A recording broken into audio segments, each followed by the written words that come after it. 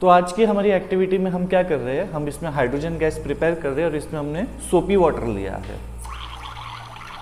अब ये hydrogen gas इसमें हम जब पास कर रहे हैं तो क्या हो रहा है, हाइड्रोजन गैस के बबल्स बन रहे हैं। ये 10th स्टैंडर्ड की एक्टिविटी है जिसमें हमें चेक करना है कि ये जो बबल्स है ये पॉप साउंड करते हैं कि नहीं करते हैं। तो चेक करते हैं हम।